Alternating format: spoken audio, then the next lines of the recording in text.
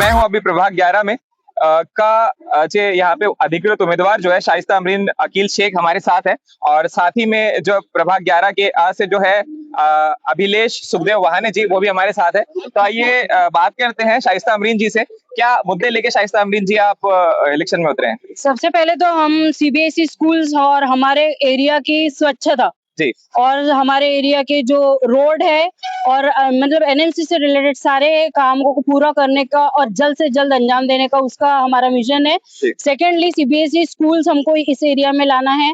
Corporation के hospitals जिसमें 24/7 सभी सुविधाएं उपलब्ध हो, ऐसा हम लोगों का विजन है और मिशन भी है जी। और अगर बीएसपी से हम चुनकर आते हैं तो और भी कुछ हमारे है बैक ऑफ द माइंड में पॉइंट्स, वो भी कवर करने की हम कोशिश करेंगे। प्रभाग 11 के अंदर जो झोपड़पट्टी है, वहाँ पे एक बहुत बड़ा मुद्दा है कि जो गटर का पानी होता है, गटर लेन का पानी ऊपर आ जाता है, और पिछले काफी लंबे समय से उस पर काम नहीं हुआ, क्योंकि मैंने जब ग्राउंड रिपोर्ट की थी तो वहाँ पे इस चीज का पता चला।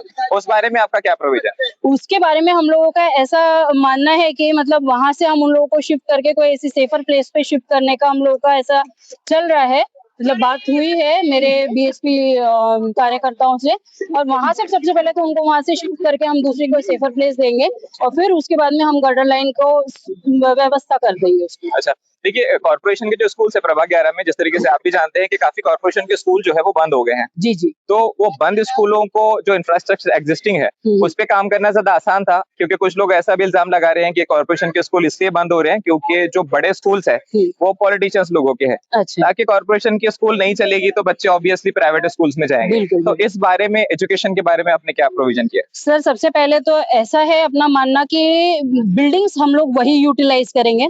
इंफ्रास्ट्रक्चर जो है वो अपन बहुत अच्छे क्वालिटी का, मतलब जहां तक हो सके, और क्या बोलना चाहिए, एयरी क्लासरूम्स बनाने की कोशिश करेंगे।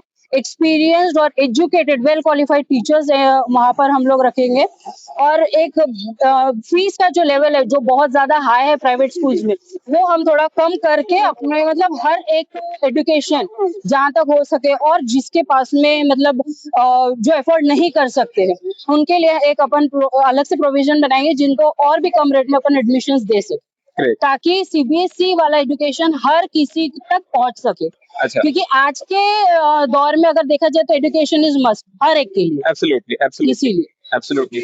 तो हमारे साथ है अभिलेष सुखदेव वहाने जी।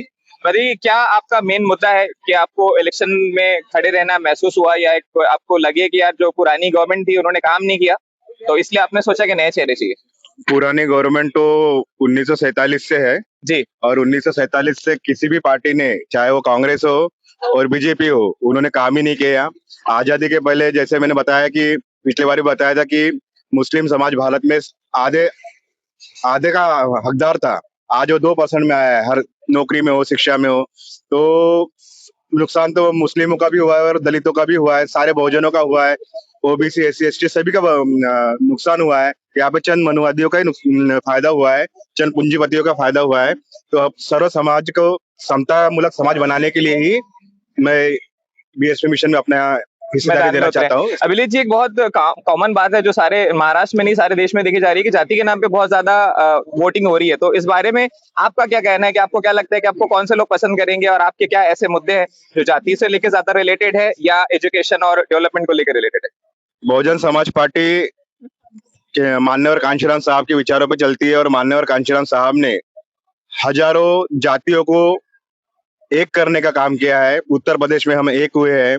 यहाँ की नागपुर की जनता को मैं यही कहना चाहता हूँ कि आप शिवाजी को अलग मत रखो, बाबा साहब को अलग मत कर रखो, फुले को अलग मत रखो, मुस्लिम धर्म के शेख जो आपने अब्दुल कलाम आजाद है उनको अलग मत रखो। इन सबका मिशन एक ही था, मानवता इनका मिशन था, समानता इनका मिशन था, संविधान की सुरक्षा इनका मिशन था। तो सब दृष्टिकोण से एक हो जाओ, जाति के आधार पे वोट ना दो, मानवता के आधार पे, विचारधारा के आधार पे वोट दो। जाति के आधार पे अभी भी वोटिंग हो रही है, उस बारे में आप क्या मैसेज देना चाहेंगे जनता को जो आपके पर बात की है कि जो जाति के नाम पे वोट करने के लिए अभी भी प्रोवोक किया जा रहा है, बताया जा रहा है? उसके लिए आरएसएस की सैकड़ों विंग है जो रात दिन ये काम करते हैं कि जात जात में बटी रहे, और बहुजन समाज पार्टी काम करती है, कैडर बेस्ड पार्टी है कि जात जात एक हो जाए। तो हम जात जात एक हो जाए। वैसे भी डीएनए टेस्ट में सच हो गया है कि हम सब एक ही है। बिल्कुल। कुछ चंद लोगों को छोड़ के बाकी सब एक ही है, तो हमको जाति में बांटा गया है, तो वो छोड़ के अब हमको एक होना पड़ेगा। जब तक हम एक नहीं होंगे, भारत का भला नहीं हो सकता, भारत प्रगति के पथ पर नहीं जा सकता। रोजगार, ये मैं शाइस्ता मैम, अमरीन मैम, आपसे पूछना चाहूंगा कि रोजगार एक बहुत बड़ा मुद्दा है, जिस तरीके से आप जानते हैं।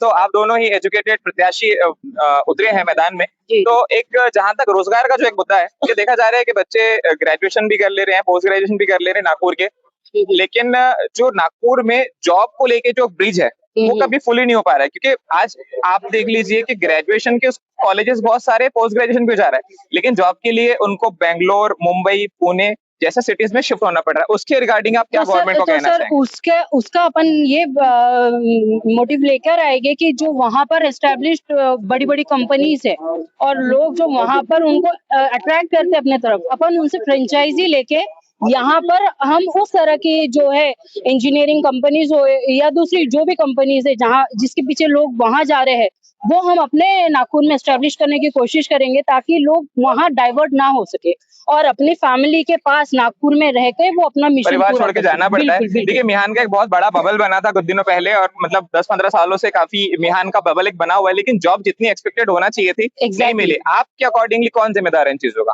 सर, इनके लिए तो बिल्कुल अगर बोला जाए तो अंदर में जो लोग बैठे हुए हैं, जो एक बड़ा अमाउंट लेकर जॉब आपको सेल कर रहे हैं, इनफैक्ट वो सबसे बड़ा ड्रॉबैक है। कंपनीज भी जितनी आनी चाहिए थी, जो प्रॉमिस किया गया था, वो कंपनीज भी नहीं आई है। हाँ, तो वही उसका सबसे बड़ा ड्रॉबैक यही है सर, कि मतलब लोग क्या कर रहे हैं कि हम लोगों के मतलब अनएम्प्लॉयमेंट का फायदा उठा के पहले वो डिपोजिशन मांगते हैं, फिर उसके बाद they give you job, which is not at all correct. Government की क्या उसमें भूमिका होनी चाहिए? उसमें गवर्नमेंट का ये रोल होना चाहिए कि गवर्नमेंट ने देखना चाहिए, एक प्रॉपर एम्प्लॉयमेंट कार्ड बनाएंगे हम लोग। वो एम्प्लॉयमेंट कार्ड के तहत आपका जहां आप लास्ट वर्किंग हो, आपका वो पूरा एजुकेशन से लेके आप लास्ट में कहाँ वर्क किया है, अभी करंटली आप क्या, और आपका सीटीसी कितना रहा है, ये कोई मैनिपुलेट ना कर पाए, और उसी अकॉर्डिंग आगे हम आपको जॉब प्रोवाइड करने की पूरी कोशिश करेंगे। चलिए, बहुत अच्छा है। जानने की कोशिश करते हैं कि जो आप इनके साथ घूम रहे हैं, अमरीन मैम के साथ, क्या आपको लगता है शाइस्ता मैम के साथ, क्यों आप इनके साथ है आज? जी, मेरा नाम मंगेश नागदेव है। मैं पार्टी की तरफ से प्रभाग 11 क्यों में। है आप इनके साथ? जी, हमारा पार्टी का इनके साथ इसलिए साथ है कि हम चाहते हैं कि आपने जो सवाल किए मैडम से और सर से, कि आप पुरानी सरकार से कुछ नहीं है? सॉरी, आप पुरानी जो वर्किंग में थे कॉर्पोरेटर्स, उनसे कुछ नहीं है? देखिए, 15 साल से महानगर पालिका में और 4 साल प्लस 20 साल से बीजेपी सरकार यहाँ पे दिख रही है, पर विकास के बारे में अगर हम देखते हैं तो नागपुर की जितने भी महानगर पालिका है, स्कूलें बीजेपी ने चोर लिए हैं, ठीक है। उसके बाद में हम मेडिकल के बारे में हम देखते हैं तो मेडिकल के जो स्वास्थ्य सेवाएं जो चाहिए थी हर बस्तियों में बीजेपी की तरफ से, वो उन्होंने खा डाले हैं। इतने मतलब वो जो इतने भारी पेट लेके आगे बढ़े हैं कि हम देखते हैं सबके बीजेपी के नेताओं के पेट बड़े हैं, जो हमारी शिक्षा खा चुके हैं, जो हमारा मेडिकल इंश्योरेंस खा चुके हैं, जॉब खा चुके हैं। और हम देखते हैं कि रोजगार के बारे में जो युवा है जो पुणे मुंबई जाते हैं, उनके बारे में भी यहाँ देखते नहीं है। अगर ये समस्या का अगर दूर करना है तो पार्टी का एक ही मकसद है, उसके लिए हमारे नगर सेवकों को यहाँ से जो उम्मीदवार है उनको महापौर बनाने की हम बात करते हैं। अगर महापौर बनाएंगे तो शिक्षा भी मिलेंगी, स्वास्थ्य भी मिलेगा और उनका अधिकार भी मिलेगा। ये पार्टी के तरफ से हम आह्वान करते हैं सभी नागरिकों को। जिस तरीके से आपने देखा कि जहाँ पर इनके अनुसार पिछले जो कॉर्पोरेटर्स थे, जो बीजेपी गवर्नमेंट रूलिंग में थी, इन्होंने उनकी जॉब और शिक्षा को खा लिया, इसलिए बदलाव चाहते हैं। मैं जानना चाहता हूँ, आप उच्च शिक्षित हैं, आइए बताइए, क्या आप इनके सपोर्ट में हैं?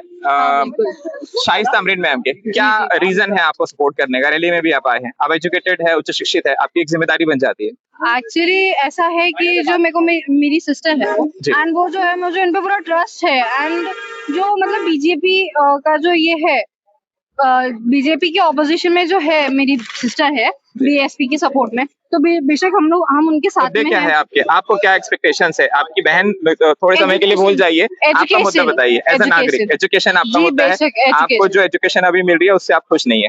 नहीं, एक्चुअली कैसा है कि मतलब जो बिलो कैटेगरी वाले हैं उनका एजुकेशन प्रॉपर नहीं हो पा रहा है। एंड जो यहाँ का जो एनवायरनमेंट है, यहाँ पे ऐसा रहना चाहिए कि मतलब मुस्लिम्स को भी प्रॉपर एजुकेशन मिलना चाहिए। यहाँ पर बहुत सारा ऐसा कुछ एरियाज है जहाँ पे प्रॉपर डेवलपमेंट नहीं है, डेवलपमेंट से भी लेकर मुझे मेरी इनसे एक्सपेक्टेशंस अच्छे खासे हैं। ठीक है।